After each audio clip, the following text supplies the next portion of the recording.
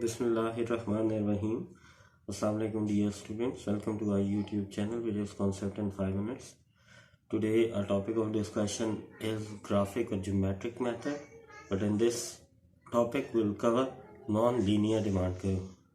In previous lectures we had discussed linear demand curve and the method used for estimation of elasticity of demand was horizontal axis formula and vertical axis formula.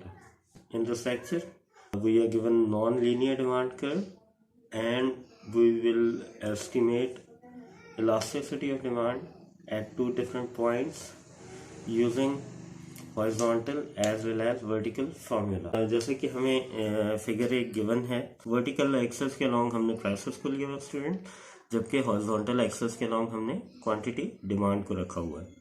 हमारे पास एक demand curve है D D जो कि convex to the origin है और non linear है। इस demand curve पे हमारे पास दो पॉइंट हैं, एक पॉइंट ए है और एक पॉइंट बी है और ये दोनों पॉइंट शो करते हैं मुख्तलिफ combinations of prices and quantity demanded. Point A के अगेंस्ट कॉम्बिनेशन है P1 और Q1, पॉइंट बी के अगेंस्ट कॉम्बिनेशन है P2 and Q2। Okay students, इसमें दो एडिशनल काम हमने किए। मतलब ये हुआ कि EF हमने टेंजेंट लाइन ड्रॉ की है जो कि पास कर रही है through point A. Tangent line वो लाइन होती है जो डिमांड कर्व को या किसी भी कर्व को किसी एक पॉइंट पर टच करती है, क्योंकि ये बहुत ज़्यादा परफेक्टली नीट टेंजेंट लाइन नहीं है, लेकिन hopefully it will serve the purpose. Okay students, जो GH है ये एक और टेंजेंट लाइन है which is passing through point B. अब इसी फिगर की मदद से हम एस्टिमेट करेंगे elasticity of demand at point A and at point B, specifically when we are given with non linear demand curve. अब आप फाइंड आउट करना चाह रहे हैं elasticity of demand at point A using vertical access formula. हमारे पास उसके लिए सिर्फ और सिर्फ वर्टिकल एक्सेस पर गिवन जो वेरिएबल हैं वही कंसिडर होंगे। हम ए पर चूंकि इलास्टिसिटी ऑफ डिमांड एस्टिमेट करना चाह रहे हैं तो उसके लिए कंसर्न वेरिएबल्स हैं वो ओरिजिन का है, P1 है और E है। E इसलिए क्योंकि ये पॉइंट A से गुजरती हुई टेंजेंट लाइन का पॉइंट है।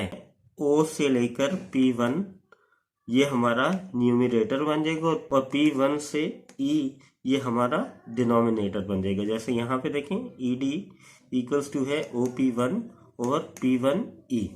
जब हमें यही elasticity of demand at point A calculate करनी हो but using horizontal axis formula, तो in that case will just consider variables of horizontal axis जिसमें Q1 और F कंसिडर होंगे। Q1F ये हमारा न्यूमरेटर बन जाएगा जबकि OQ1 हमारा डिनोमिनेटर बन जाएगा। पॉइंट इलास्टिसिटी भी हम यहाँ पर चेक कर सकते हैं। मिसाल के तौर पर OP1 हमारे पास लेंथ में बड़ा है बनिस्बत P1E के, तो जब न्यूमरेटर बड़ा हो डिनोमिनेटर से तो elasticity of demand at that particular point वो ग्रेटर देन 1 होती है या फिर वो इलास्टिक होती है। ओके स्टूडेंट्स, अब हम पॉइंट बी पर इलास्टिसिटी ऑफ डिमांड को कैलकुलेट क्या एस्टिमेट करते हैं। वर्टिकल एक्सेस फार्मूला में हमारे पास जो वेरिएबल ऑफ कंसिडरेशन है वो P2 और पॉइंट G कंसिडर होगा, क्योंकि GH टेंजेंट लाइन है जो कि पास कर रही है पॉइंट B से, तो यहाँ पर G को हम कंसिडर करेंगे, E को कंसिडर नहीं करेंगे। ओके, पॉइंट B के लिए हमारे पास जो वर्टिकल एक्सेस फार्मूला है उसके तहत OP2 हमारे पास न्यूमरेटर बन जाएगा और P2G जो है वो हमारे पास डिनोमिनेटर बन जाएगा जैसा कि यहाँ पर गिवन है। और हॉरिजॉन्टल एक्सेस के लिए उसी तरह यहाँ पर कंसर्न जो वेरिएबल है वो Q2 है और एज है, क्योंकि ये एज और G या GH टेंजेंट लाइन है which is passing through point B, तो सिर्फ और सिर्फ ये दो वेरिएबल कंसिडर होंगे। तो Q2H हमारा न्यूमरेटर बन जाएगा और OQ2 हमारा डिनोमिनेटर बन जाएगा। इस केस में देखें तो OP2 वो लेंथ में कम है बनिस्बत P2G के, क्योंकि P2G लेंथ ज़्यादा बन रही है और O से P2 तक की जो लेंथ है वो कम बन रही है।